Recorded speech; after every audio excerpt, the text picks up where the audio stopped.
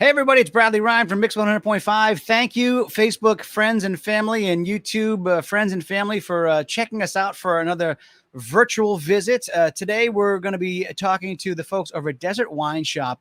And this one's very exciting for me because, I love doing wine tastings. It's we have these things in our life. We all get stuck in these 3 or 4 different things that we do as our routine. And one of mine on the weekends was driving out to Temecula and going to do wine tastings, which I absolutely love doing. And then, the COVID shut that down kind of for a while. I mean, I think like wineries were one of the first things that, I think that went down with breweries and stuff. And so as we're getting back into the swing of things, it's nice to see folks like Katie Finn, who is the sommelier over at the Desert Wine Shop. Katie, did I say that correctly? The sommelier?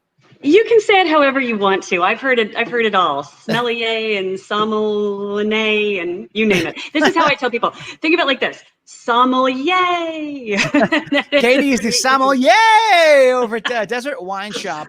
And so in a little while, we're going to be tasting a couple of the wines that you have over there today. And I'm very excited to do a wine tasting because I haven't done one in a while. I'm a big fan of, the purple teeth, which is awesome. So tell us a little bit about Desert Wine Shop. So we're pretty lucky. We are the desert's only boutique wine shop. So we're pretty small. We've got a pretty little footprint here, but every bottle in here we have personally tasted. Yes, it's a tough job. I know. I'm the envy of everyone. But what that means is that anytime you come into Desert Wine Shop and you're looking for something specific, we can hone in right on what it is that you're looking for. And we really try to focus on carrying wines in here that you can't get anywhere else, that you can't get in the grocery store or Costco or Total Wine. So Katie, if you're just tuning in, Katie Finn is the sommelier over at Desert Wine Shop. It's really a curated selection, like you say. Right, exactly. We only have so much space to bring in so much wine, and so every decision matters in every price point. So whether it's, the value wines that are coming in under $10 or the $500 bottles, everything has to fit and make sense in here. So you've got wines for everyone's, budget and taste. I mean, so someone might not know a whole lot about wine, but they might have a bunch of cash and they like buying the fancy stuff. Or someone might just really be a wine lover and go, oh, wow, I really enjoyed that $5 bottle and get something like that. Yeah, you know what the cool thing is? We see time and time again where people come in, they kind of don't know what they want. They're open to suggestions, which is always so much fun. And so we guide them around and we point out a couple different options for them. And people come back over and over again, just saying, hey, that bottle of wine you introduced me to was so great and I can't find it anywhere else. What else do you have? And people just get kind of adventurous and excited to try new and different things that we bring in. So it creates a really cool sense of community with wine lovers around here. So Katie, tell me about your story and, what exactly a sommelier is and how you got your start, to tell me everything. So it's pretty funny. I think when you tell people you're a sommelier, if they know what that means, or you tell people you're a wine expert, the natural assumption is to assume that I just sit around and drink wine all day. And that is true, but that's not all I do. There's other work. I mean, this is serious work involved. But basically what a sommelier is we are taught how to look at wine objectively. We do what the consumer can't, which is taste the wine, take our own opinions out of it, and recognize the good qualities and the bad qualities. And that way, if you come in and you say, hey, I'm looking for a wine that, kind of tastes like cherries and maple syrup, I don't know, I can be like, oh, I actually have a wine that tastes like cherries and maple syrup. Here you go. Because, I do firmly believe there is a wine for everybody. Even the people that say, I don't like white wine, or I don't like, this or that. I guarantee you do. You just haven't found the right one yet. So that's what sommeliers do. We're like alcoholic matchmakers, right? We find the perfect bottle for the perfect person. And so, how did you end up in Palm Springs? So I actually went to high school out here. I grew up out here and went away to university. And while I was in the restaurant business going to school, I fell in love with wine, and I discovered that drinking wine for a living was a lot more fun than what I was going to do, which was political science. So it wasn't a really difficult decision to be like, maybe being a sommelier is where I should go. And I discovered that with my political science, there were a lot of parallels between what I was learning historically and with geography and with these specific regions. That was the same about the wines, but the wine was just a lot more fun. So I decided to go for it. I took my first exam, I passed. I took another exam, I passed. And from there, my career kind of blossomed. I ended up in Hawaii and was the director of wine for the Roys in Hawaii, on the Hawaiian Islands. And from there, I ended up in Napa and lived in Napa for 7 years, met my husband, had a couple babies, and decided it was time to come home. There was a lot going on in Napa. You know, there was earthquakes and floods and fires. And I said to my husband, we should get out of here before it starts raining frogs, because it seems like things are getting a little crazy up there. So we came down here and never looked back. We love it. And for me, this is home, so it feels good. Yeah, you know, I have an aunt and uncle that live up in Napa, and they said when all those fires were happening, it was like a war zone up there, and it hurt the wine business big time up there. I mean, there was a lot of grapes that got destroyed, and I'm not. How would that work then if like the fires that were up north? So the Napa wines from that particular year, does it create a shortage with wine, or does it make them more desirable because there's not as many grapes that were produced? Like how did that all? What happened with all of that? So FYI, it's happening again now. Yeah. There's raging fires happening all over. So what happens is it kind of depends on the when. If the grapes are already brought in and they're already bottled because it's far enough in the year, typically then it's okay. If the grapes are still hanging on the vine, then you look at, there could be smoke damage or smoke taint. You look at wines in the barrel that could be affected by it. You look at the replanting and how many vineyards get affected. But what's interesting is vineyards kind of prove to look like a bit of a fire break, where the fire would come rolling down the hill and get to a vineyard and then almost split off and decimate the properties around the vineyards, but leave the vineyards intact. But the smoke taint is really the hardest thing to overcome. And so, yeah, you end up losing a lot of valuable product. And yeah, there definitely could be a shortage. How that affects the price, gosh, that's anybody's guess right now. Nothing makes any sense anymore.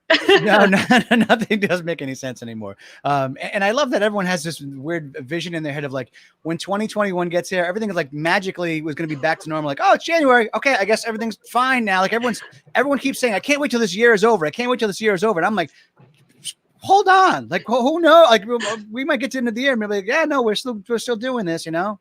My philosophy is everyone's just going to be so pickled by then, nobody's going to care, right? I mean, the old joke, it's 5 o'clock somewhere. No, it's 2020. Everybody's just drinking all day now. I mean, it doesn't even matter anymore. So maybe by the time 2021 comes around, everybody's just like, when you're going to, so I don't know the term or what it's called, but sommelier school or academy or whatever, when you're learning how to recognize these wines and taste these wines and see these wines, because there's stuff to see in there. Do they teach you about like the history of wine and because I'm always fascinated whenever they discover some like shipwreck off the coast of somewhere and they're like, oh, and they discovered a case of wine. I'm like, oh wow, like I wonder what that might taste like now. So I know there's a lot of history with wine. Did they teach you all that stuff too? So here's the thing that maybe is little known is to become a sommelier, you're mainly self-taught. It's really important to get yourself in a group. Otherwise, you're going to go bankrupt trying to buy wine to just drink yourself. And so you find a little tasting group and you do the research, you do the homework, you get the books, and you have to be really motivated, and you do a lot of studying, and you do a lot of tasting. There's no question about that. But, the biggest thing is trying everything. You try everything you can get your hands on, and then you do this research and the study about the vineyards and the history of the wine region. But that's all on you. Just tuning in and checking us out. We're talking with Katie Finn, who's a sommelier over at Desert Wine Shop 111. If no one knows where you are, tell them where the wine shop is located. So we are on the frontage road in Palm Desert, right down from the Red Barn. I feel like everybody knows where the Red Barn is. Oh, yeah. So maybe some people too well know where the Red Barn is. That's 6 a.m. happy hour. So we are just east of the Red Barn on the frontage road on the north side of Highway 111, just west of San Pablo. So it's a boutique wine shop, and you offer tastings in the wine shop. Is that correct?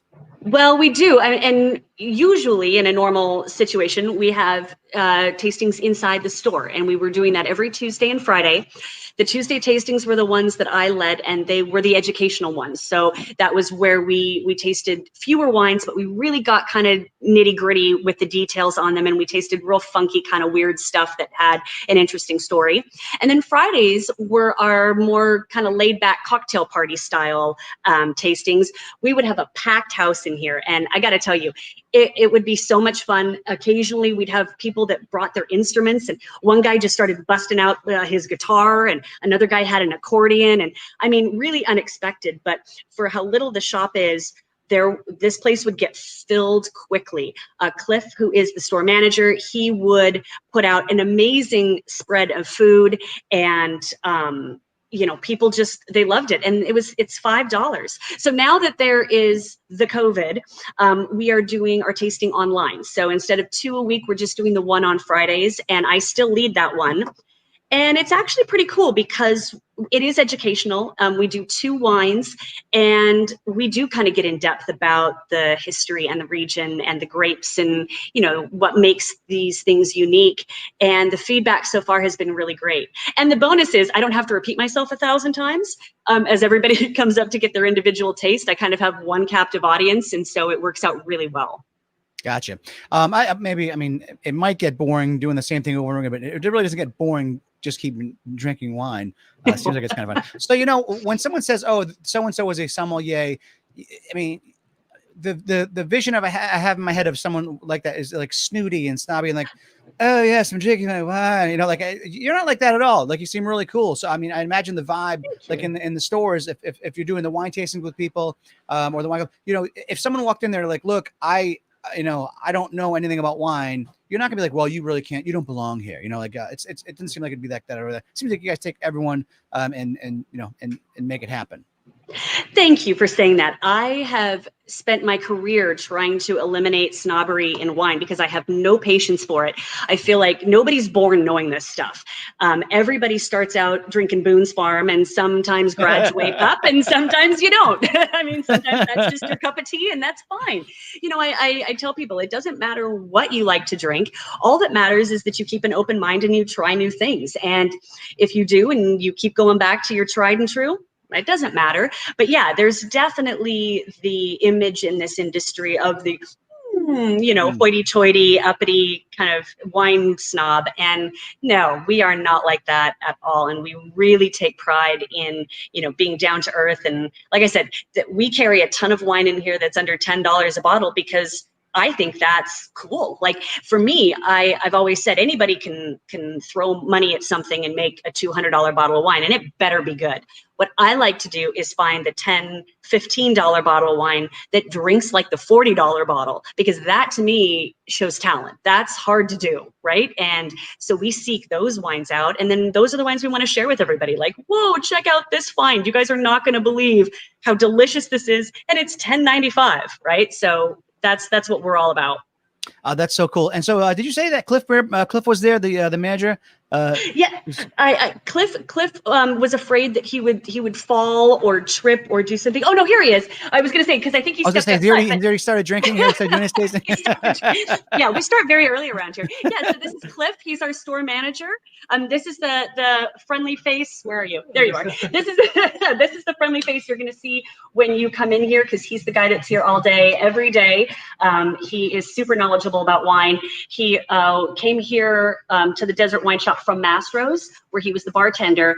And so I'm telling you what, if you want to get treated like royalty, this is the guy. He's just fantastic with customer service. He listens to you. He is thoughtful with his recommendations. So yeah, he's amazing in here, and he'll take great care of you. That's so cool. When I saw him, I'm like, you said he was a bartender. I'm like, I thought that guy threw me out of somewhere before. He looked very, very familiar. Desert's yeah, really, you look really familiar. Yeah, I mean, especially when it comes to bars and bartending. I mean, so this could be a question for both of you. You do a lot of events, like cool stuff, like for the Derby and things. So how is that going to be different? Because the Derby's this weekend. Are you doing anything for the Derby, and how are your events different now? So for the Derby, we decided because mint juleps aren't my thing. I'm not a mint julep kind of girl. I like bubbles, and so we thought, oh, you know what? Let's help people have a little Derby Day fun. We put all our bubbles on sale, so all of our sparkling wine is 15% off, and we already have like really low prices. So we thought that's a great way for people to maybe try some different things, try some things they didn't or they wouldn't normally try. And then, you know, we do our wine club and we have wine parties for our members. So we're really trying to shake things up and, you know, offer a lot of different variety and things, because I feel like people need stuff to do. So much is closed and people are holed up in their house. And if we can, you know, kind of spark something interesting during the week or on the weekends for someone to try, hey, that's what we're all about. Tell me, you said the wine club. Tell me about that. The Wine Warriors. The Wine Warriors. Oh, my Wine Warriors. I love these people. So we called it the Wine Warriors because this club is all about adventure and exploration. This is not like your Cabernet and California Chardonnay kind of wine club. Most of the selections are really, really unique and off the beaten path. It's a quarterly club. And every quarter you get 6 bottles of wine, hand selected by moi. You get a recipe or two that you can pair with the wines. You get note cards that give you some background information about all the wines in there. And then we have our member pickup party. And last quarter in June, we kind of turned the wine shop into a little 1920s speakeasy. It was so much fun. We turned off all of the lights and we just illuminated the entire inside of the store with lamps. We put out a little pop-up in the back parking lot, so that was kind of the patio. But we did it after the store was closed, and everybody had to walk in the back door. And then we had a Charlie Chaplin movie playing. We had Roaring '20s music going on. We had little seating areas for 2 people all over, so it was safe and everybody was socially distancing. And the wine was flowing and the food was out, and Cliff, again, individually portioned out all of the food, and it was just a blast. Everybody had so much fun. And so we really tried to take care of our wine club. The other day, we were getting a ton of samples from our sales reps to try to get into the wine club. And Cliff and I had like 9, 10 bottles of wine open. So I just shot out a quick email to my wine club guys saying, okay, somebody save the wine. We cannot dump all this wine. That's too heartbreaking. If you're thirsty, come down. We'll pour you some wine on the house. And yes, the wine club is just a fun thing. And I've seen amazing friendships form from the wine club that have extended outside these walls. And that's really cool too. People that are meeting and connecting that never met before they came in the shop. And it's really neat. Yeah, you know, great friendships and great stories always start with, you know, booze or wine. No one's ever like, you know, no great story ever started with, so I'm eating this salad, right? And then blah, blah, blah. So it's always like, you know, hey, I'm having a drink and blah, blah. So it definitely seems like you would create an awesome community down there with everything you're doing. And it all seems really cool. So you're a boutique wine shop, the Desert Wine Shop 111, a boutique wine shop. When I go to the grocery store to buy wine, and I'm looking through the rack, the first thing I'm looking for is like, I really like reds. And I'm looking for like Napa or like Northern California, because I know that's a safe bet. As far as I think anyway. I think Northern California is always a safe bet. So whenever I see something from Napa or you know, anything like that, Sonoma, I would take that one over. I would never be as bold to walk out of the store with you know, the Garzon like a Marcelin grape. Like I never would. And in fact, I've never even heard of that grape before until I grabbed this bottle. So you're not alone. So the wines we'll be checking out today will be kind of like a literal sampling, but also like a sampling of the whole store. Like it's not just here's Napa wines and here's Merlot grape, and it's kind of everything from everywhere. Yeah, we do. We have wines from, you know, Lebanon and Spain and Chile and, you know, obviously France and Italy and Austria. And I mean, you name it, Greece. We really tried to, for how small we are, we're pretty comprehensive. We've got a snapshot of wine from just about everywhere. We've got sparkling wine from New Mexico. We have a huge natural wine selection, which has been really awesome. People have gravitated towards us for wines that are a little quirky, natural wines that are low intervention, low sulfite. Yeah, so we really try to have a little bit of everything for everybody. So much, all the great countries and all the great wines. What country is Boone's Farm in? I believe Appalachia. The Ozarks. I'm not sure. I don't know. Over in Temecula, I used to DJ for a vineyard out there, and it was the wine. They had Italian wines, but I remember them saying one time, they're one of the vineyards out there. The people in the family that owned the vineyard, they actually imported all of the soil from France so that they could grow French grapes. Is that a thing? Is that, or was I being put on by that? It sounded like they said they shipped all the dirt over from France so they could make French grapes. Is that a thing? I don't think so. I have because I would imagine the soil is going to be the soil, right? Yeah, I mean, you can topsoil with whatever you want, but at the end of the day, the dirt's the dirt, and that seems like a very expensive waste of time. I just think that, but I can't say for certain because I certainly have never heard of anyone doing that. But again, nothing would surprise me anymore. People are free to do all kinds of silly things. So yeah, I'll have to look into that. You have piqued my curiosity now because that is a new one for me.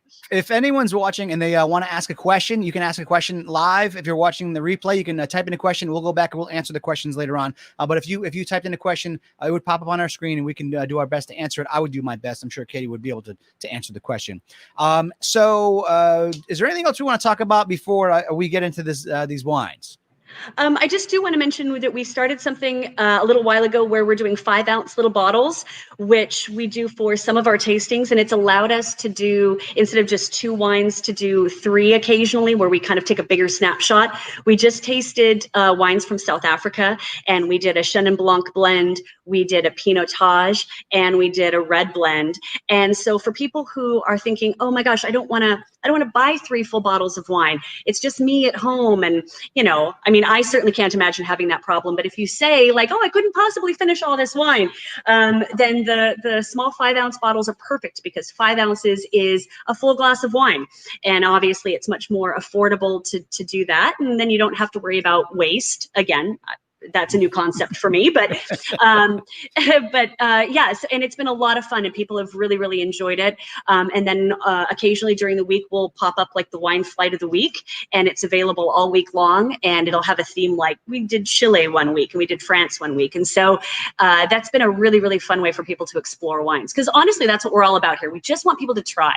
Just get out there and be adventurous and try something new and different. Do you have a current, and I can't say, what's your favorite wine? Because I mean, I'm sure there's, it'd be like saying, what's your favorite song? What's your favorite song? Right. So currently, what's a country you're very excited about as far as wine? I've always been passionate about South Africa. It is probably my favorite wine producing region in the world. I love their history. I love their story. I think their wines are unique and interesting and delicious. And, they've struggled to get where they are. They continue to struggle, but man, the perseverance in that country is amazing. And every time they take, 2 steps backwards, they're just determined to keep pushing forward. And it shows in the quality of their wines and in their modernization. I love that country, everything. Would it be worth it to load up a truckload of soil from South Africa and have that shipped over to Temecula and start producing South African wine? Yeah, I don't think so. So if anyone, you can got like websites and social media pages and phone numbers if anyone wanted to just swing by and check you guys out. Also, the wine club, anything like that. Go ahead.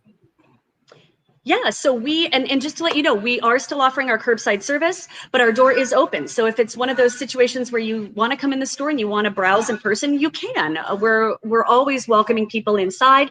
We can put together specialty 6-packs and cases of wine for you.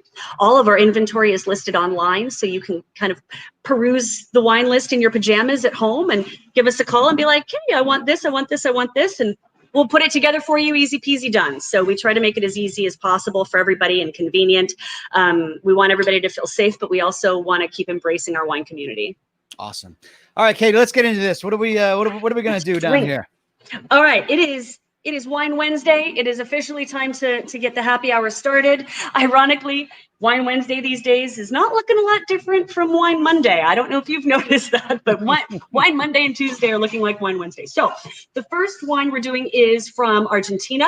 This is called Zolo Torrontés. Torrontés is the signature white grape of Argentina, and it comes from a region known as Salta. This is the great thing about Torrontés, and why I think so many people like it once they try it, is it's a little bit of all the flavors in a white wine that we really come to expect and we like. It's got a little bit of the citrus notes like you would get in a Sauvignon Blanc. It's got some of that kind of floral, perfumey kind of thing that you would get maybe from a Chenin Blanc or a Viognier. And then the weight and the texture is kind of like a Chardonnay. So with all of those things combined, I feel like there's nothing not to like about it. And the price point is fantastic. Torrontés are affordable, and they're like porch pounders. I call them in the summertime, right? They go back really, really easy. And I love the Zolo in particular. Patricia Ortiz is the owner operator. And when she first started doing this, you know, Argentina was a bit of a machismo country, and a woman in the wine industry was not embraced as much as we would like it to be. And her husband at a press conference was getting so angry at the hecklers that he stood up and said, "My wife's wines are so good, they're going to knock your hat off." And so she put him on the label. There he is having his hat blown off. His hat's off. Look at that. His hat's being blown off. And Zolo means solo or alone. And part of that was because when she was first getting this project underway, he was home alone a lot. She was gone almost all the time. So this is her kind of little love letter to her husband for being so supportive of her and her endeavors. And this little $10 bottle of wine is made by the former winemaker of Petrus. And Petrus is quite possibly one of the most premier wine estates in all of France. And here he is making this little Argentinian wine. Petrus, I actually love. They do sour beers too, which I really, really love. Do they really? If it's the same Petrus, yeah, I think so. It's got the 2 dots over the U. Is that the one? No. I don't think so. Anyway, I can't imagine Petrus. Oh no, you know what? I'm thinking of Petrus. Anyway. I swear, if my boss is watching, I haven't started drinking yet. I promise. So I see people when they get okay. You just did it. They're doing this action right here. What's going on? Yeah. What are we doing here? I'm getting air in the wine. So part of when you swirl is you're releasing all the aromatics in the glass, and you're getting all those really wonderful smells to kind of waft up. I joke though, sommeliers, this becomes a tick. I joke, like a little girl twirling her hair in class. Like sommeliers just sit and do this all the time, and I feel like we don't even know we're doing it anymore. We just sit and swirl. That's it. You can't let too much air in there though. Is that right? You can't. I mean, no, you can't.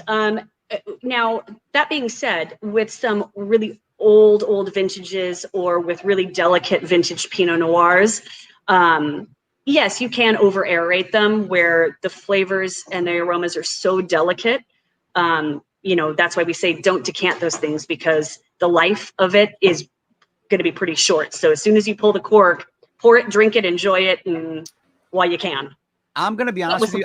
I really don't enjoy white wine at all. This is absolutely fantastic. It's light. It's not like that really over sweet, like weird at the end. White wine after effect, I don't know what it's called, always comes back and gets me like, oh, it's just too much. This is perfect. This is amazing. This does seem like a porch, what did you call it? A porch slammer? Porch pounder. Porch slammer. Yeah, porch pounder. Totally. That's what citrusy, and it's beautiful. Yeah. This is the go-to white for someone who I think is having a party, because when you're throwing a party, I mean, not that a party, what's that? Nobody does that anymore. But back in the day when you could have a party, I feel like this was such a great, entertaining wine because it can please so many different palates. And if you're throwing a party and you get a big buttery Chardonnay, you're going to have people that don't really like that, or, you know, a New Zealand Sauvignon Blanc. These are really specific flavored wines that people may not gravitate towards. But this is just, everybody's liking this. Everybody's coming back for more. This might be my, this definitely makes my top 3 of Argentinian things I like. It's chimichurri, empanadas, and now Zolo Tarantas. This stuff is fantastic. Nice. Well, it really is. I'm not just saying, like, it really is fantastic. I was really expecting to fake it and be like, oh, it's so good, but it's really amazing. This is definitely, like, I always laugh because, you know, my wife will really enjoy white wine, and it's only normally before 11 a.m. Like, you know, white wine for us in this house is like a before 11 a.m. beverage. And then after that, you know, you kick it into whatever you're going to get you through your COVID day. But this stuff is fantastic. This I'm really excited about this one. Zolo Tarantas. Awesome. Yeah, we call that brunch, Bradley. The excuse to drink before 11 a.m. There's a word for that. So speaking of brunch and or food, what would you pair this particular wine with? Oh, see, that's what's so killer about this wine, is it really is so versatile with food as well. As we're experiencing right now, it's just as good all by itself and doesn't need food. Like, there's certain wines that need food really to kind of show themselves. Not this baby. This is very, very aromatic, very full flavored. But I would think something like this with, like, you know, Baja fish tacos, or, you know, a beautiful ceviche, or you could do this with, you know, sushi and Japanese food. You could do this with, you know, orange chicken Chinese food. You could do this with Thai. I mean, honestly, the sky is the limit with this wine. Again, which is what makes it so fun for a party, is if you've got a lot of food out, or if you're, you know, having a gathering, you don't have to worry about this kind of stepping on the toes of anything you're serving. This is going to be a winner across the board. I had this with pad thai. It was killer. You know, shrimp, you name it. It's just great. Yeah, you could pair a glass of this with, another glass of this. And that would be fantastic too. This stuff, I'm really, like, I hate to seem like I'm like overdoing it, but I really don't like white wine, and this is really delicious. Like, I'm really excited about this wine. That's yeah, great. I say when I pair this wine, it's usually I pair it with my pajamas and my sofa is what this pairs with really, really well as too. So this one is available at Desert Wine Shop, and it's only $10. You said $10.95. Yeah. Yeah. I don't know if you can see my Zolo Tarantas. There it is, and I'm telling you, folks, like, no joke, it's wonderful. I'm really excited about that one. All right. So are we going to move on to our next bottle, or let's taste this red? Do we drink this first? Do we drink the whole bottle first before we move on to the second one? Does that happen? Oh, you. When we do the wine, we go to a wine tasting. First of all, I have a couple questions about wine tasting. So you get up there, and there's always the tip. There's 2 jars. There's one you tip in, and then there's one you spit in. I think that's, I'm not sure, but, like, so I never spit the wine out because, you know, I don't know if I'm not classy, but I feel like, why am I going to go do a tasting and not drink the wine? So I never spit the wine out. I don't think anyone really does, and it's probably not even allowed during COVID, right?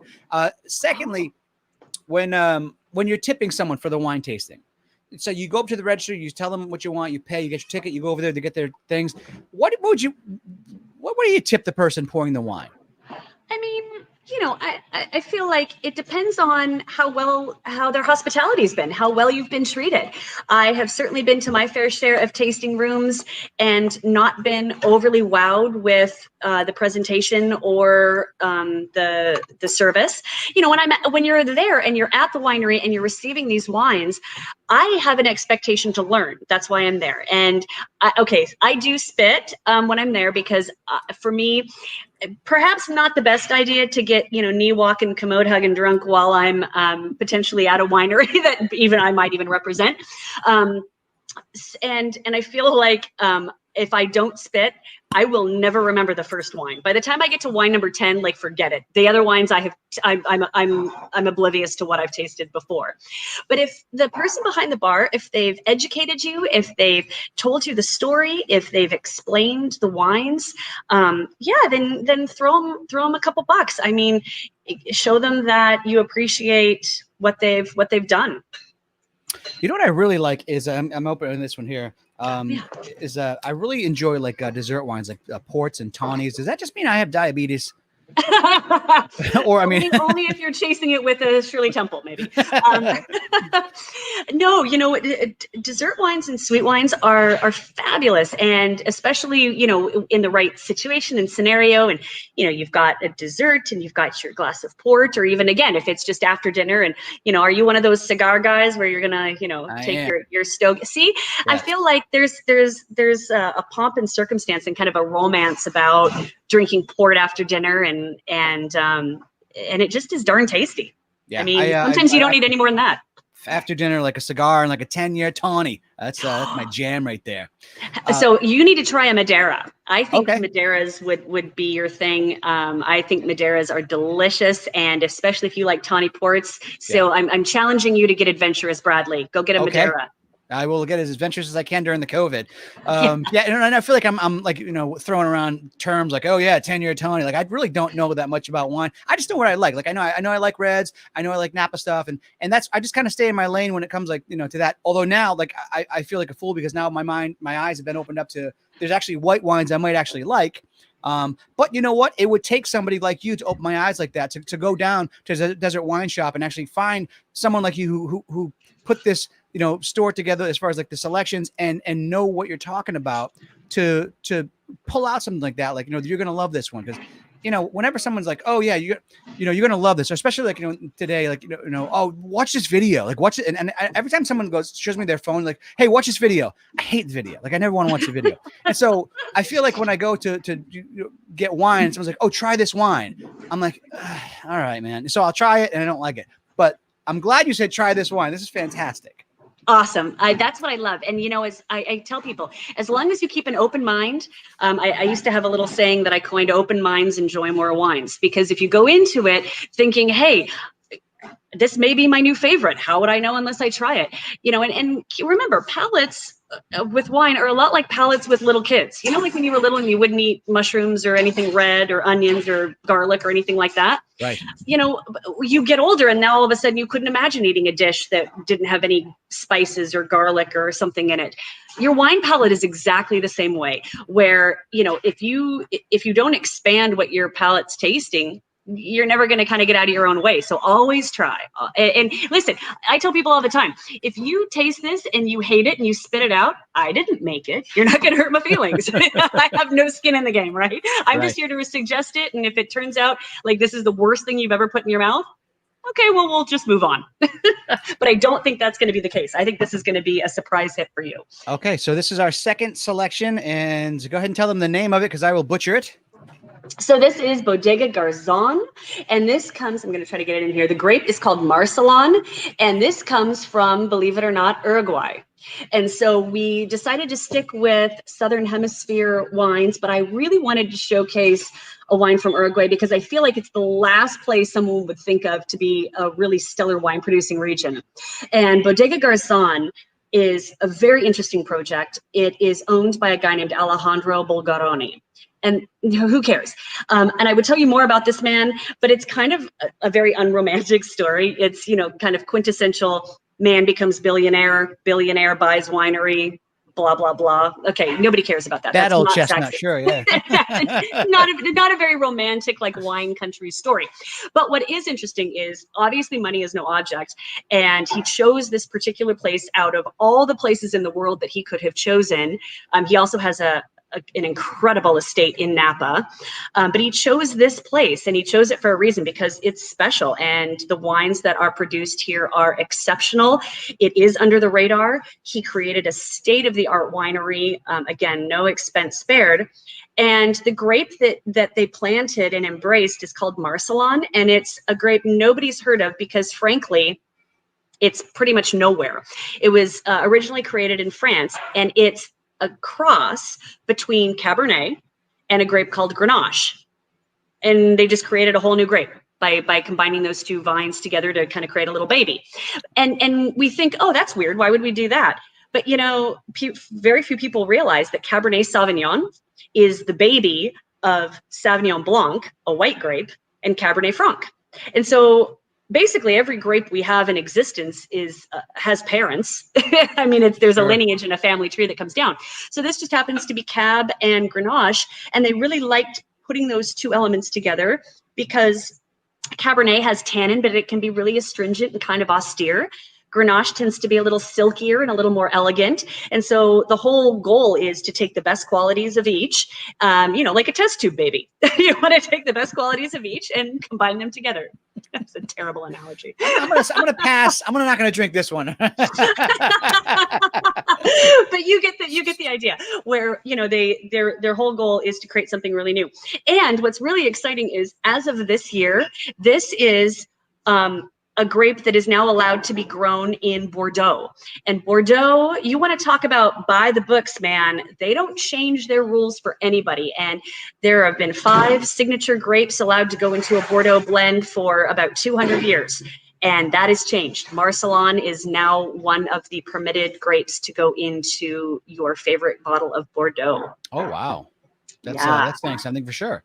So so it's kind of like a hybrid grape. So I guess it's kind of like a blend. It's like a pre-blend, maybe. Is that Yeah, it's two vines that they cross together to create a whole new thing. All right. Well, so give it a go. I'm gonna go ahead and give this one a go. I'm gonna go heavy hand on this one, and you can see the color. Most of the time, Grenache is pretty light. Holy cow! Yeah. That's like grape juice dark. Oh my goodness. Yeah. And so when we expect something kind of dark and inky like this out of a cab, but we do not expect it from Grenache. Grenache a lot of times looks like Pinot Noir. It's really, really light body. But that's the secret to Uruguay too, is really, really intense fruit. The flavor profiles of all the grapes that they grow down there just get really, really intense. This is good. This is fantastic. Is it Ooh. I love it actually, is it dry or is it mint? Yes. Good. Oh my gosh. Yeah, there is mint on this. And yes, it is bone dry. Yeah. Okay. Well, this is fantastic.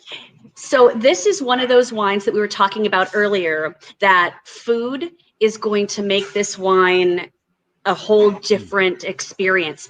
The national food of Argentina is beef. It's the same thing in Uruguay. So this, with like a marbled ribeye steak, would literally be your best night this week. I mean, maybe the month. I mean, I'm going to go out on a limb and say maybe that would be your best evening ever. But it really would make this wine, the tannin soften a little bit. But I wanted you to see this really, really unusual grape from a really spectacular up and coming place, because I feel like it drinks a lot like a California wine, but there's something about it that's just a little different, almost like maybe it could be French, maybe it could be Italian, but I don't think anybody would think Uruguay.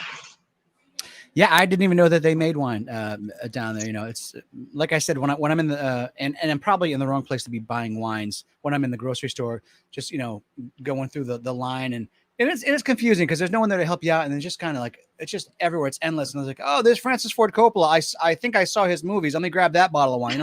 It's so much going on in the wine section. So like I said, I kind of just keep it. I'm like blinders on and see Napa or Sonoma, and I'm like, bang, that's the one.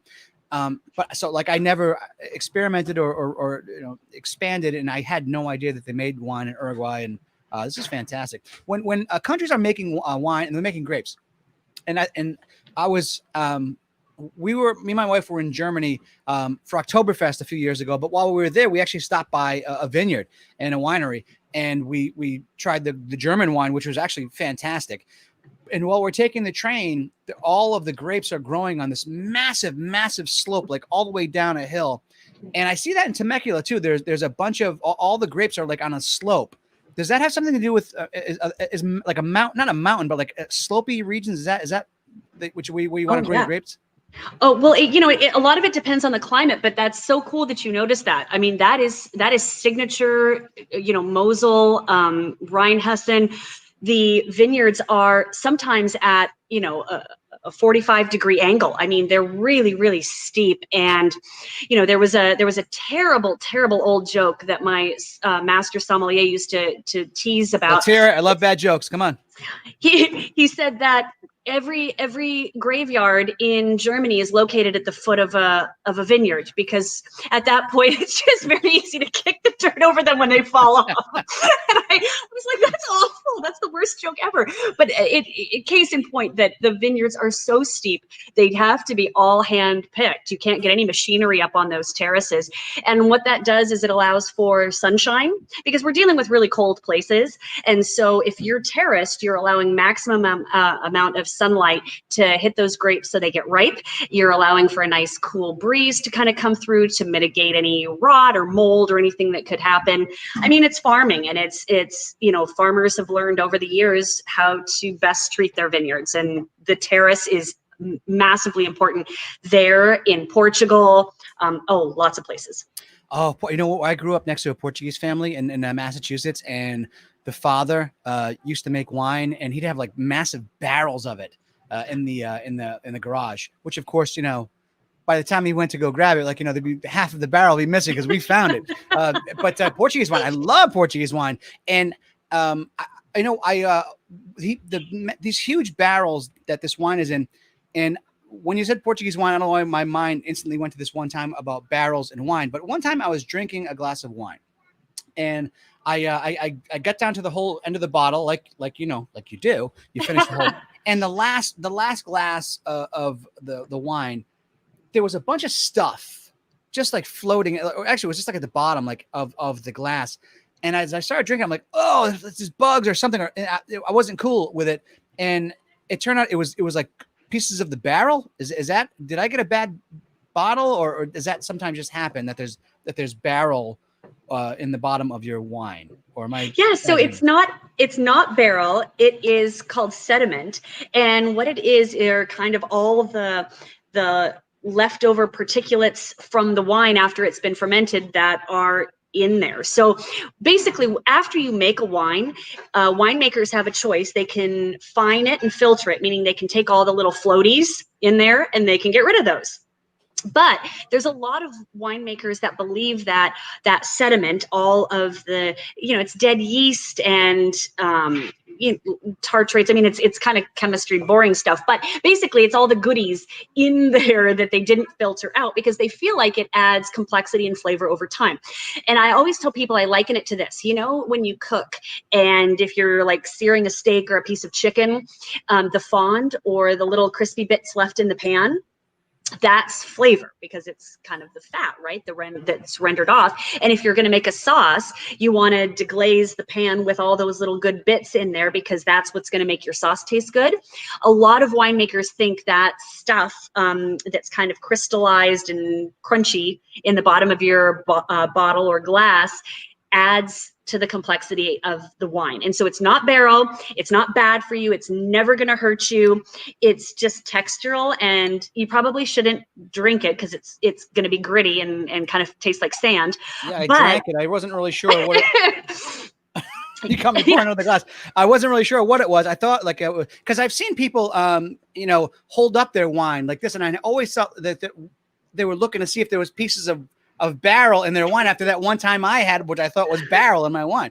But that's not the awesome case. So it's just like sediment. And, no.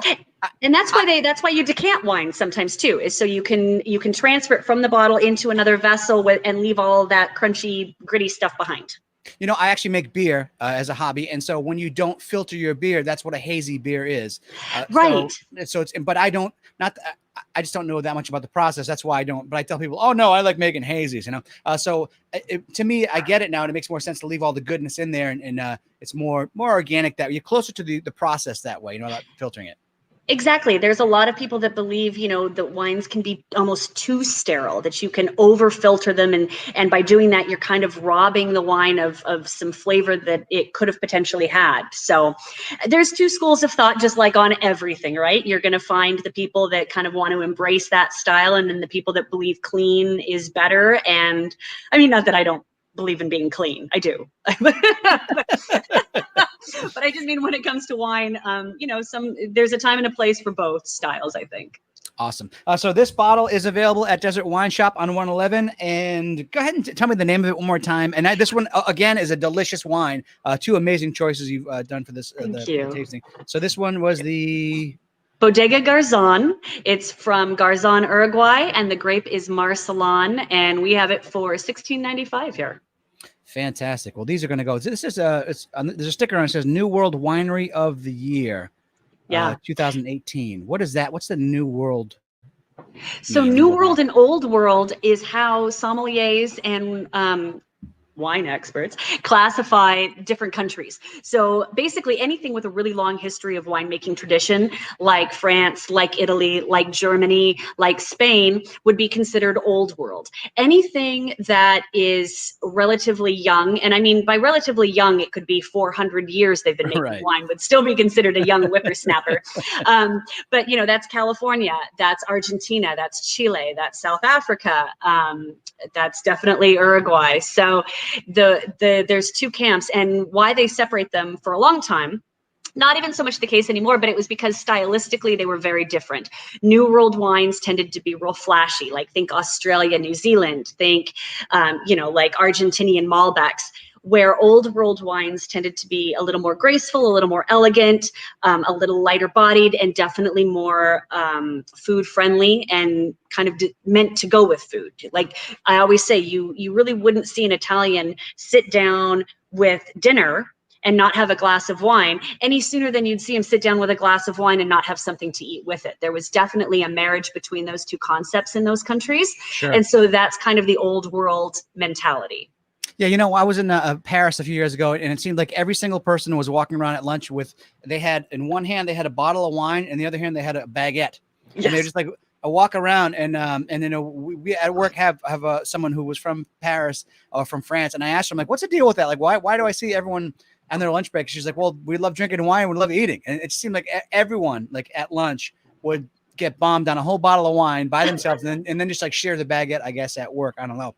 But yeah, I get That's it. why they nap in the afternoon. That's why everywhere in Europe at like 2 o'clock, everything closes down because they got to go home and take a nap and sleep it off. And then they go back to work at 6. I've been saying that for years. I don't know why that's not a thing in the United States. I think we'd be so much happier if we did like the nap in the afternoon. Everything just shuts down at like 2 o'clock for like an hour and a half, 2 hours. And you get back at it. It'd be fantastic. It would be wonderful. I mean, I love napping. I can't imagine. My children fight it tooth and nail, and I'm like, listen, kids, there's going to come a day where you are going to pray to nap. Yeah. Just enjoy it. Or at least just be alone for 5 minutes, So, Katie, I know I've taken up a lot of your time. I had a blast, and I don't want to take up too much more of your time. So if we miss anything, please let the folks know, and then give out your phone numbers again and where they can reach you and how they can get on down there and join the wine club, or just go in and see the store and see what you've put together down there. Oh, thanks, Bradley. Yeah, so we have all kinds of wonderful things happening here at the shop. We are constantly trying to embrace our community and think of fun ways that we can all still safely get together and have a glass of wine and have some fun. So come on to Desert Wine Shop. We're really friendly. I don't know if you could tell, but we're super friendly people around here. We love seeing new faces, and we have a lot of information on our website, desertwineshop.com. You can check out a lot of things on our Facebook page. I try to put up lots of stuff about that. But just come in the store and meet us. We love meeting new people, especially if you have recently moved here from somewhere else. I feel like anytime I go somewhere new or I move somewhere new, my first stop is always the wine shop, because I'm like, I need to find my people. Where's my village? So we would love to meet you. Come on down. Our phone number is 760-674-0305. I'm Katie, and Cliff is my counterpart. And we're here 6 days a week, Monday through Saturday from 10 to 6. Katie and Cliff, it was very, very awesome to meet you both, and I'm looking forward to getting down there and checking out more of these wines. And hopefully, you can get me to expand my horizons even more. Like I said, with this white, I had no idea I'd be holding up this white wine at the end of this thing, going, "This was my favorite part of the whole remote." Like, I can't believe it. How awesome this was. The red was fantastic too. I'm going to try to make a pink here in a second if I can. Don't do that. No. I wouldn't be the first person that tried it. No, Katie, thank you so much. And folks, if you have watched this online or you watch the replay, please leave a comment and say hello or a question, and we'll be monitoring it, and we'll answer the question best we can. And if not, we'll forward it over to Katie and Cliff and get your questions answered. So thank you all very much for checking us out today. Katie, thank you. This has been awesome. This is really, really cool. Always super fun. Thank you, Bradley. It was great chatting with you. Okay, everyone. Thank you all so much for being a part of this virtual wine tasting today. Hopefully, you grabbed a glass and hung out with us and had some fun. And let's do this one again. Yeah. Cheers. I'll do it again. Cheers. All right. Cheers. Cheers, everyone. Everyone, have a fantastic afternoon. Stay safe.